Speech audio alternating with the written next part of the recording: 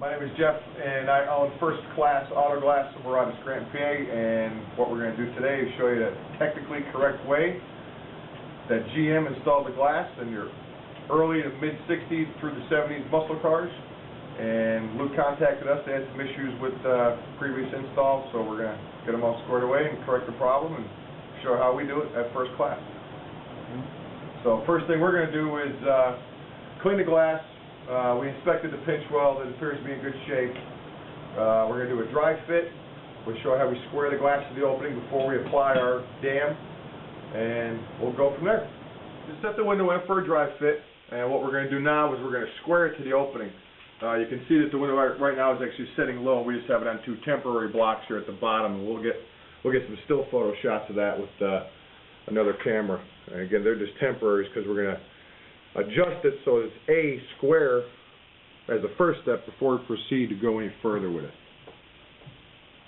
So we're set another block here. It's probably going to need a third on the driver's side. I'm going to come around by you, Luke. You're going to squeeze right by you.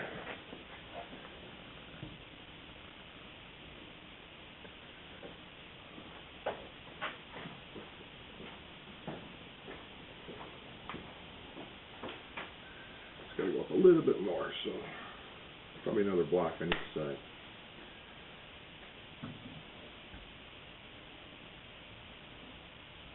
This block's a little big, so we'll change it out with this one, larger one. Looks good with this large block.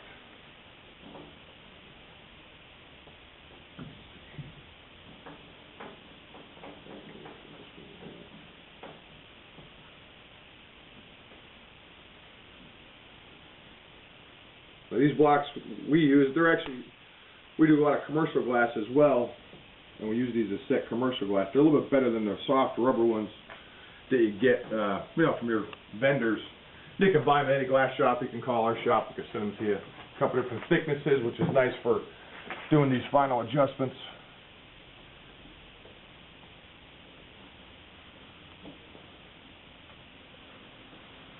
The ones they sell you in those kits with the butyl tape, which is incorrect as far as the install goes. They're a little bit too soft. These are a little bit stiffer.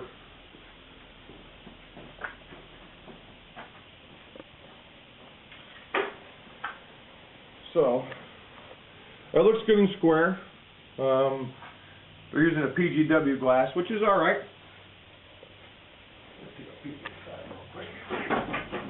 PGW is the original, Pittsburgh Glassworks, PPG, they kind of had some financial issues, and they were Pittsburgh Plate Glass, and became PGW, Pittsburgh Glassworks.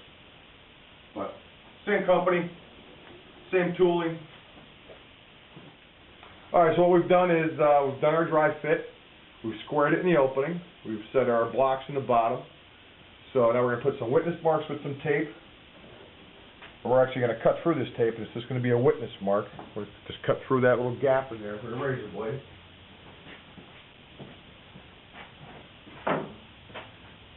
This is when we go to actually set the glass in with the urethane and the dam on it.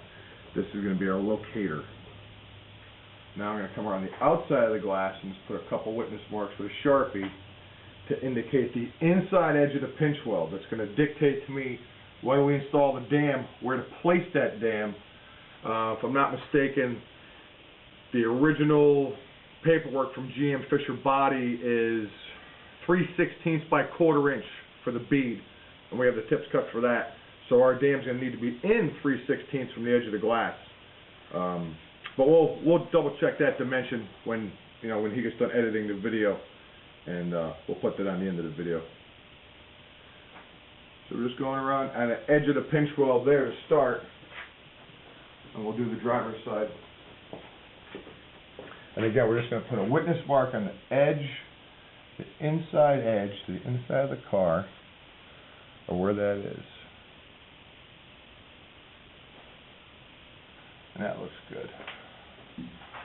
And it has a shaded top, and I can still see through it to catch the pinch weld here.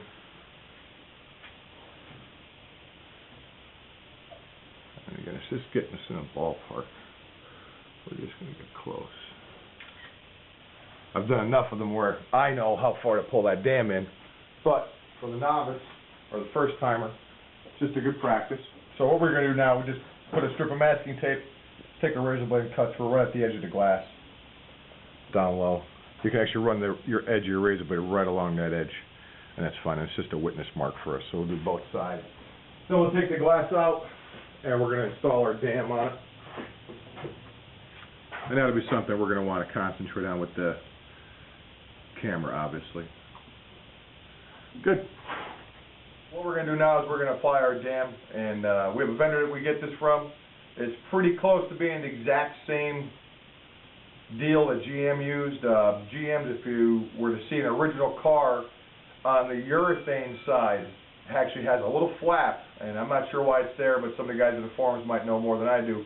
But that flap actually gets embedded into the urethane. They were applied with a hot glue gun from some of the forums I've been on and read. But dimensionally, height and width is the same. The adhesive tape that's on here has cloth in it, similar to GM's. Theirs was a woven cloth. Ours is just an adhesive cloth. But it does the same job. It works the same. It performs correctly. And it's going to set the decking height, how far the window is pressed into the car, which is going to keep your moldings at the right fit and finish to the glass. And secondarily, it's going to keep the urethane from squeezing out, which is the issue that most guys have. The urethane bead looks sloppy and ugly, and you put all this money into a car and the glass looks like crap. So we're going to put this on, and here we go. Let's take a look close look at a close look this at product. I'm not sure if you can zoom in there well. But GM's on this side, it came up and had a flap. It was almost like a little hook in the side of it that got embedded in urethane. I actually have some pictures I can email you, Luke, and there's some close-up shots of that stuff in some original cars. Cool. So we're going to peel the tape back and start applying the dam. We're going to start in the bottom center of the window.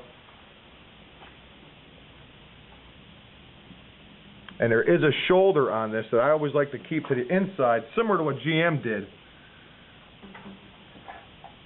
I'm just pressing it out with my fingers.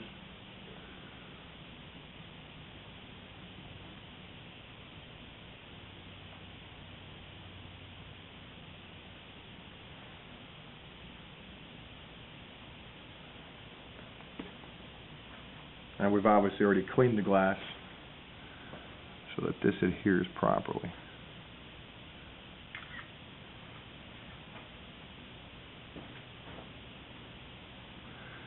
And when we make this turn, we're not so much going to pull on the dam, but we're going to almost kind of try and relax it so it doesn't curl up, going around the radius of the glass.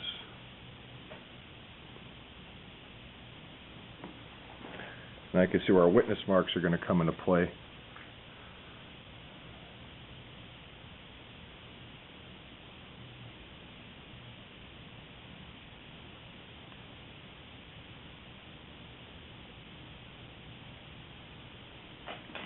I said that this lines up perfectly.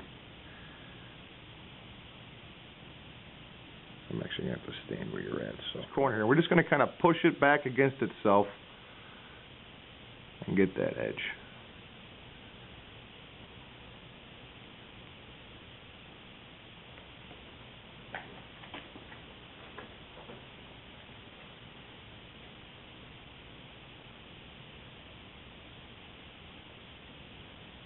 I'm just pressing gently to get it started. Once it's all on, we'll give it a good press all the way around just to make sure it's adhered properly.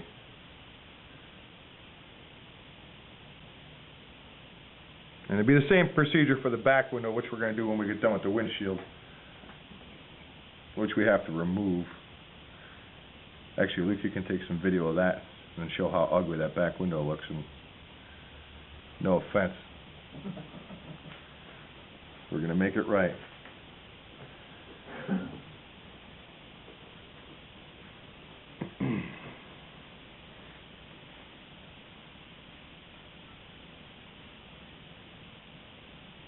Again, we're going to push it towards the corner.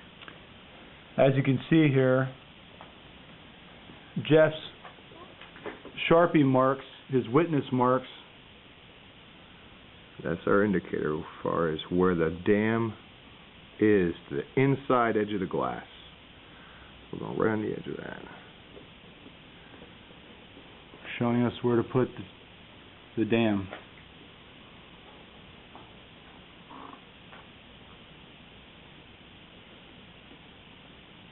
Again, we get to the corner, we're going to relax it.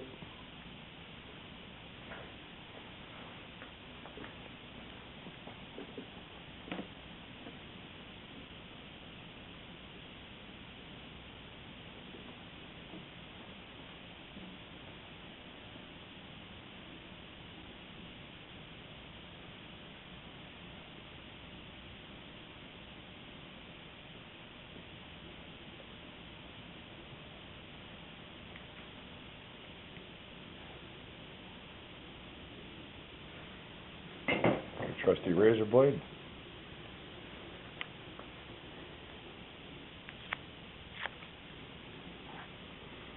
Okay, cut right here at the seam. I cut it a touch long, maybe just a 1/16 of an inch or so. And we'll just butt those two ends right to each other.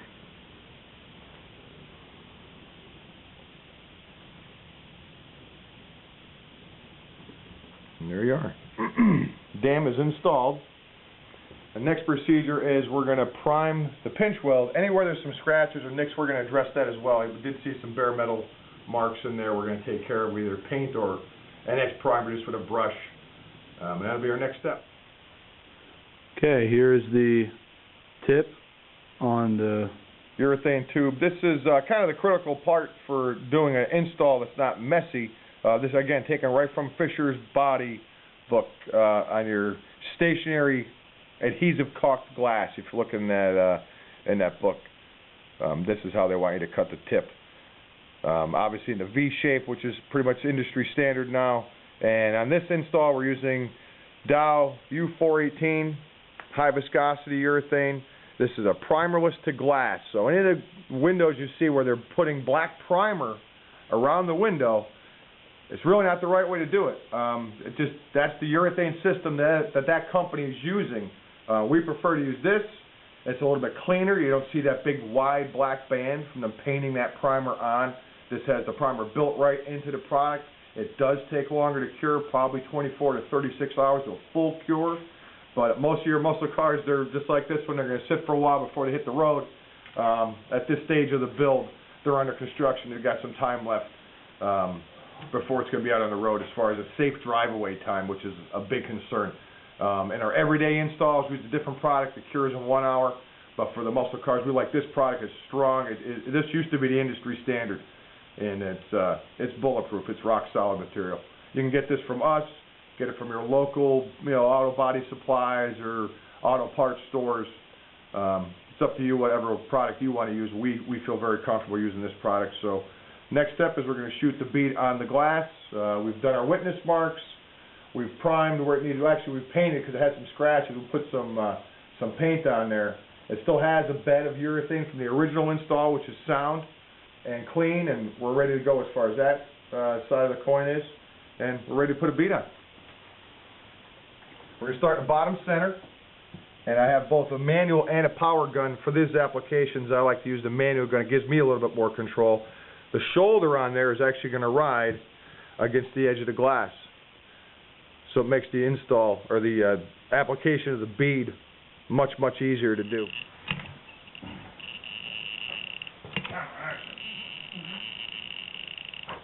Now again, the factory, if I'm not mistaken, used a material called thiacol. I think one of the guys in the forum, he goes by the name of John Zeke. They call it bear grease, whatever that means. But it was, I believe, developed for the boat industry back in the day. And it takes some time. If you don't have a good caulking gun, you're going to struggle pushing it out through a regular tin, caulking gun. With you're going to buy a kit from us or buy just a dam and get your own adhesive, you're going to struggle with the regular caulking gun. Even this caulking gun here has got some laps on it, so it's just giving me a couple issues here this morning, but nothing we can't take care of.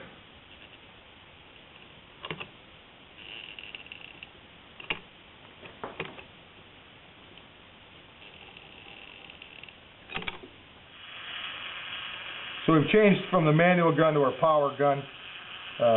No big deal. I mean, we use this every day. You can see how nicely it pumps it out.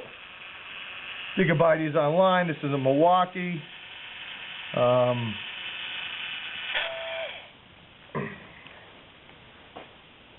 We'll tool the joints. We'll get it just an eyeball, give it a once over, make sure there's no issues anywhere that there's a joint, and especially here in the center where we ended our bead. And we're just going to keep that point up, and that's fine there. The joint here we did, we're just going to tool that back in. And one here in the corner. Clean up a couple of the meatballs, a couple of hangers there.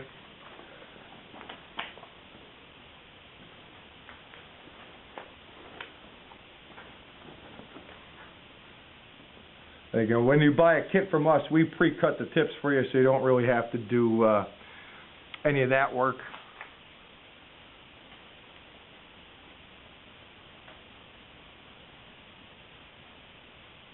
You can see just how thick this urethane is, which is great, because it also helps with the decking or the setting of the height on the glass.